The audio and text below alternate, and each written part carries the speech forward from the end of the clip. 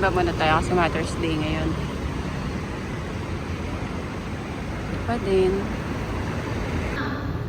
Inay, Ina, Mommy, and all the different names we use, but all pointing to the same heart of love, sacrifice, and faith. Sa araw na ito, ipinagdiriwang natin ang mga ina na siyang ilaw ng tahanan. Sila ang patuloy na nagpapakita ng ganitong uring pagmamahal, lalo na ang ating mga inang OFW. Tulad ng mga inang OFW,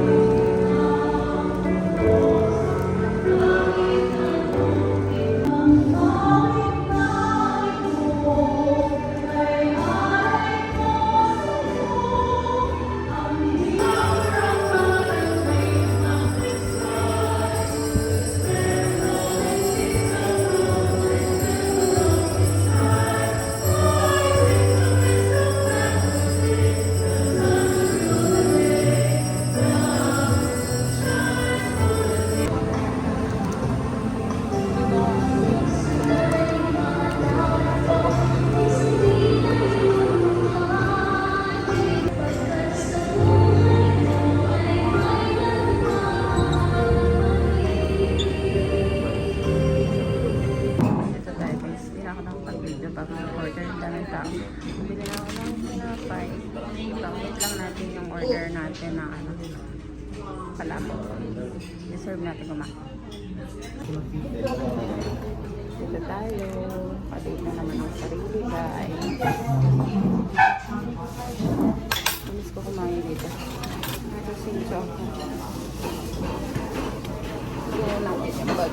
Huwag lang sanang malubat ang cellphone natin. Pero tayo na naman power bank.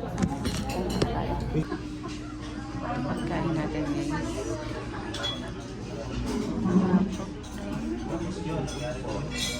Kain na.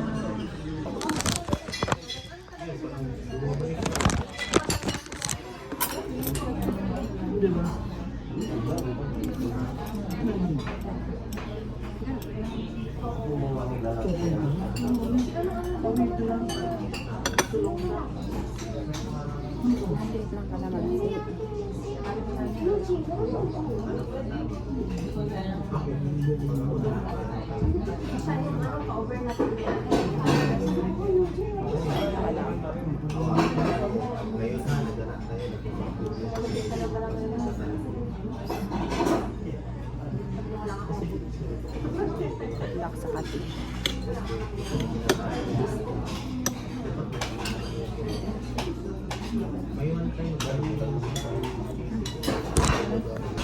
Hindi wala. Tinapay guys. Dapat na mo ba?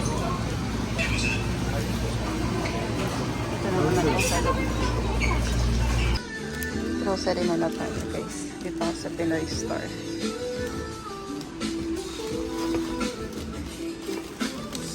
Nakabili na rin tayo ng supplies. Underground tayo dadaan. Nagpapas na lang. Dito ang sakay ng bus. Underground. Last time kasi dito ako sumakay. Nasukay na dito. Same lang din naman ang pamasahe kung sasakay ka ng train tapos bus going Longtan. Dito diretso na Longtan. Dito ang shortcut guys. So, narinig niya yung train. Shortcut to papunta sa platform sa taas sa train station. Dito diretso pa. Bus station. Ayan ang tren, madagong-tong yung tren sa taas. Dito na tayo sa Lusutan. Ayan ang tipon.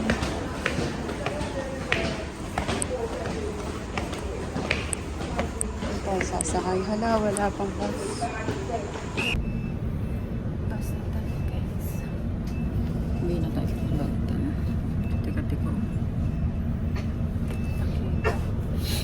Simba na tayo. Tapos kanina may binigay sila sa simbahan.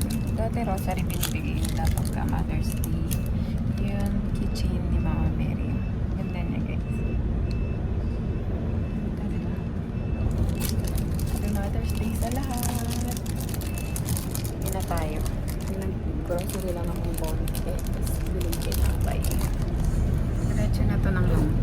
From Sincho to Longtan. Hindi na ako nagtagal guys kasi palupas yung phone ko. Para tayo ng power bank. Dahil na-idlip lang tayo sa ha.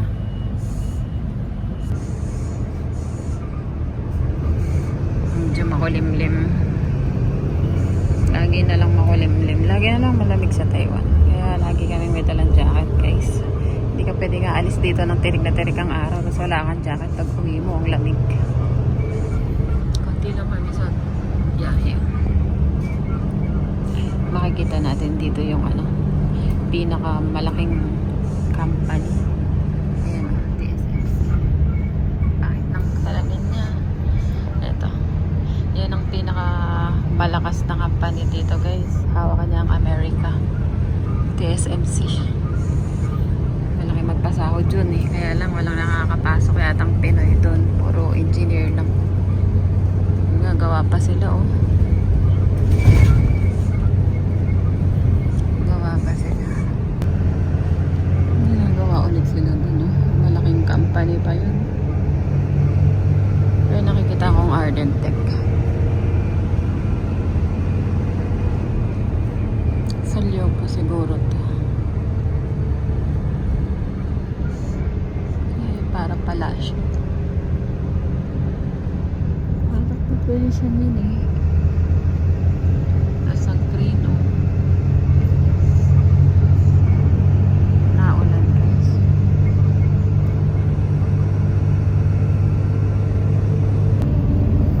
Dilim sa part na yun guys.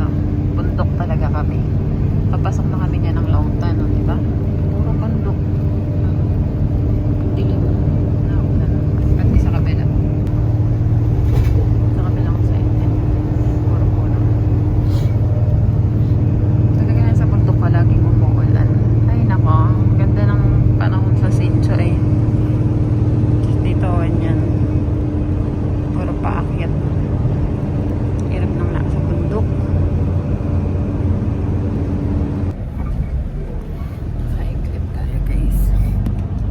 Nagising ako nasa Longtan, nasa Science Park na. Pasok na tayo ng Pasok na tayo ng break. Medyo malimlim. Malimlim ang weather dito. Break. Tapos na tayo sa clinic. Mga TARS. Naki-charge pa nga akong phone ko dun. Nagpaalam naman ako. Kanina pa ako dito sa Longtan. Waiting lang ako ng number ko. Dami kasi nagpapacheck up eh. Buti nga nakabukas siya kahit Sunday. Tapos medyo kulimlim na dito sa area.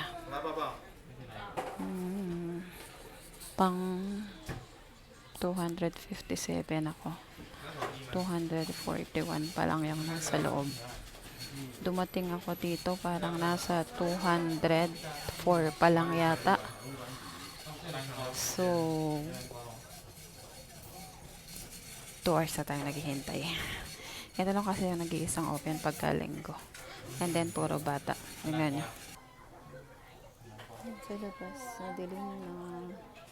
Malapit na lang naman to sa dorm. Kumbaga ito yung bayan. Narinig niyo yung iyak ng baby. Ang bata kasi. May pasok ako ngayon eh. Kaya lang umuwi ako. Tapos nagsimba. Ewan ko, paglipat ko ng Longtan dorm dito sa T1, ang dami ko ng kati-kati sa katawan. Hindi ko talaga hiyang yung mataas na humid dito. Tiis na lang, konting ilang buwan na lang naman. Kaya lang, lagi talaga tayong nasa doktor. Hihingi ng gamot pang anti-itchy. Nahay pa sa loob. Nakaka-stress guys.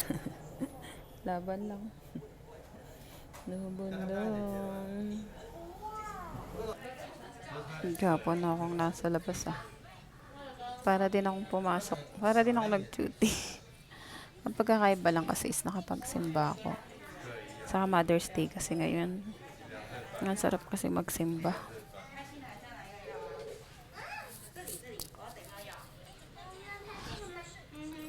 Tagal-tagal pa. Antayin natin. May bus naman yan pa uwi ng dorm. Yung isa dito nawala na. Another bata. Ang kukulit ang mga bata dito, ang liliit. Ang liliit nila, ang kukuyot. May laruan kasi dito na pambata. Oh. Tapos may bata, naglalaro. Wala na ipakita eh. Wala tayong consent ng nanay. Baka tayo eh ma-dragon.